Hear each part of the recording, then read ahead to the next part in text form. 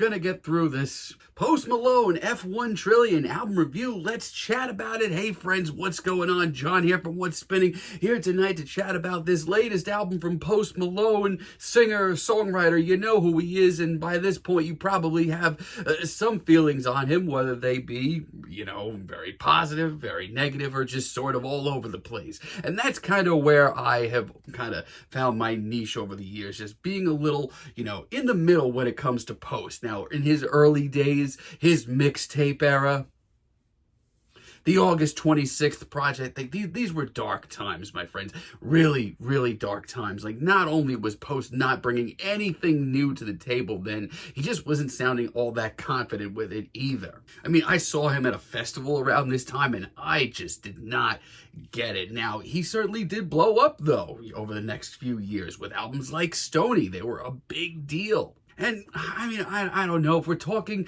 a pop rap sound, it's actually not that bad of a record. It's certainly better than a lot of what passes for modern pop rap.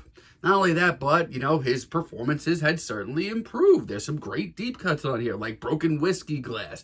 Overall, I wasn't crazy about it, but I did see some progression. Now, I feel like I'm not in the minority with this one, but with Beer Bongs and Bentleys, I actually came around to Posty's sound quite a bit. As far as the modern pop rap sound goes, this is actually really classy. From the singles to the deep cuts, there's a lot of material here that's pretty easy to dive into, and it sticks with you. However, ever since, I've been right back to just not really knowing where to put Posty in my musical appreciation. His follow-up to Beer Bongs, the Hollywood's Bleeding record. I mean, there were highs on this. Some of his best singles landed on this project. But when it got derailed, things got ugly very quick. The 12 Carat Toothache record. I mean, the very moody, gloomy, melodramatic sound absolutely worked with Post's style. But they also got overblown so quickly that I was literally pining for a little bit of his early pop rap. And that goes double for last year's Austin. I mean, I salute Post for trying new things,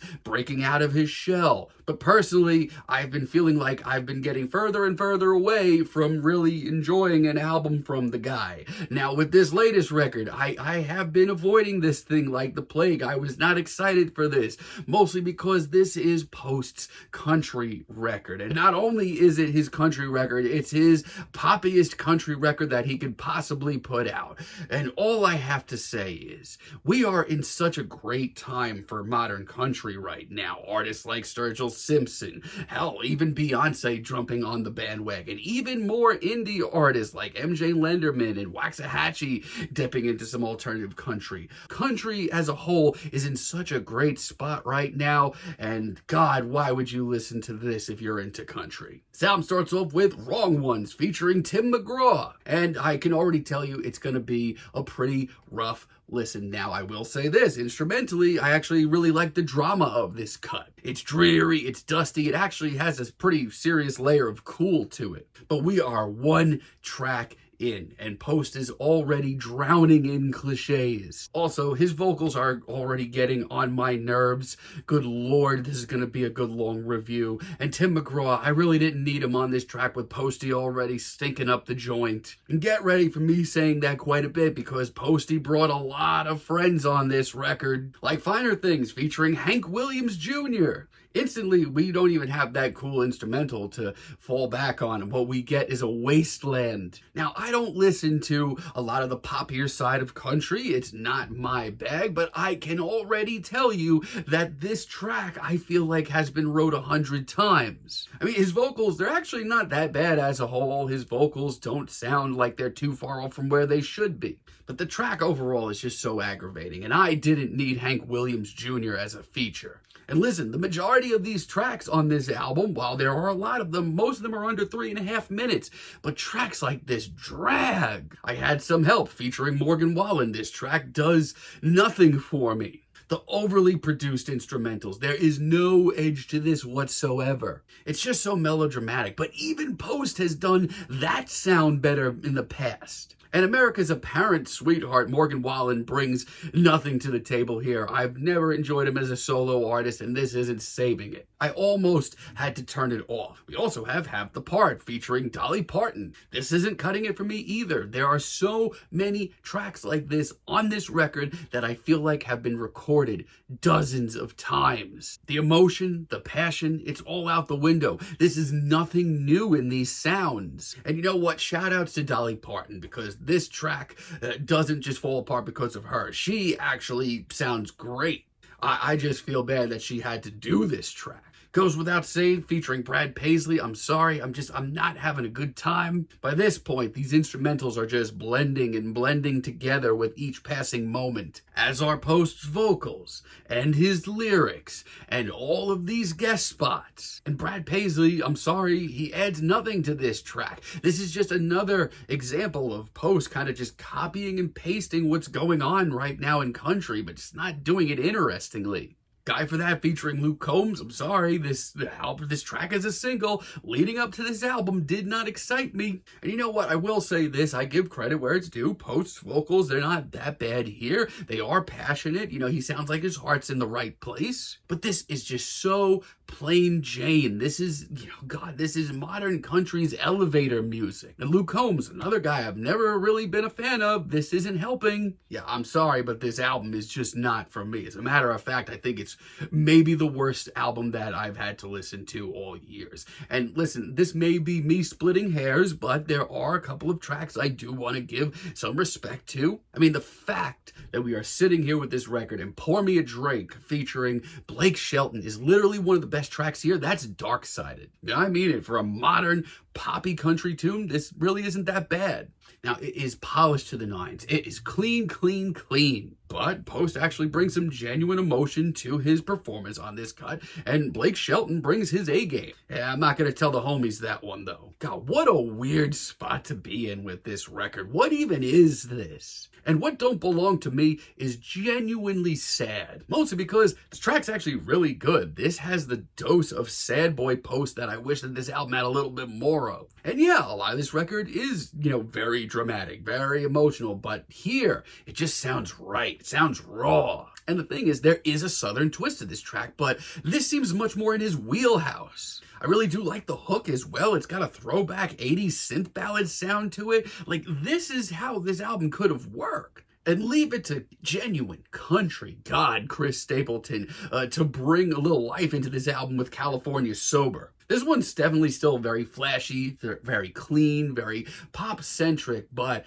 God, is it fun. It has a ton of swagger to it, and Chris and Post actually have great chemistry. They both sound great. It's not like this album had to be so damn dark-sided. And Right About You, also, this is a really great tune. It makes me think of the impossible, that this album probably would have been a lot better if we didn't get this cavalcade of modern country pop's finest to kind of stink up the joint on this record. This is one of the most tuneful cuts here. And let me tell you, it is still poppy as shit. It is the lightest, fluffiest track of the bunch. But Post's performance here, it absolutely shines. This album didn't need to be the mess that it is. That's all I'm saying. But here we are, and it's really rough to listen to. Nosedive featuring Lainey Wilson. I mean, Post is trying with this one. The bluesy, stripped-down sound of this track, it's actually a lot more in his wheelhouse. As a matter of fact, the verses to this track are really promising. I just wish it didn't fall to shit every time this chorus rolls around. My God, and Lainey Wilson's performance, it's nothing special.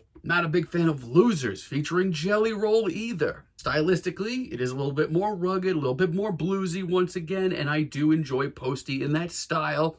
But performance-wise, lyric-wise, I think we're actually getting further away from a medium. It's like pulling teeth, this track, and yet Jelly Roll sounds absolutely right at home on this track, but it's just nothing exciting. With Devil I've Been featuring Ernest, these tracks just keep aggravating me quicker and quicker. This is just another squeaky clean, light on the ears, poppy country cut with no heart. I just have less and less to say about these tracks. And Ernest, I mean, God, this might be the worst feature here. Missing You Like This featuring Luke Combs, I mean, it's the worst Post and Luke Combs track since the last one. It just seems so phoned in, though. This is some of the absolute worst bro country I've ever heard. It's just so melodramatic, but for all the wrong reasons. I'm exhausted. And then we get Hide My Gun featuring Hardy.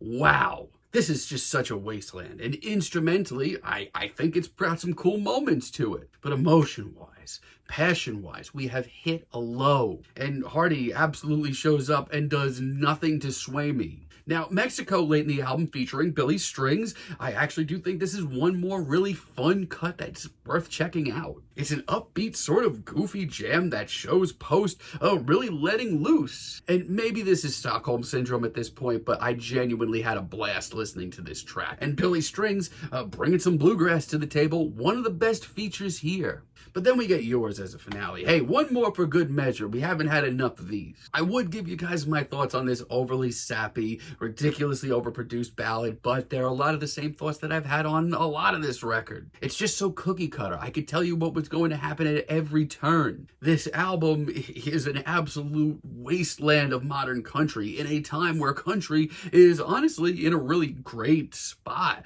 But this is just a wasteland of cliches that have already been used and tracks that sound like they've been recorded 1,800 times in the last 10 years. I mean, I respect Post for doing what he wants, going for something new, and trying something new. However, this is just not interesting. It's phoned in. You know, I respect the guy trying something new, but if he's not going to bring anything new to the table, it's only going to make me pine for, God, the pop rap that he was putting out 6 or 7 years ago, which is wild. Yeah, this might be the worst thing that I've heard all year. I'm feeling a light 2 on this album, but let me know what you all think down below. If you like the video, be sure to give us a like, give us a subscribe, and let me know down below what you would like for me to chat about in the future. And until next time, have a great day, friends.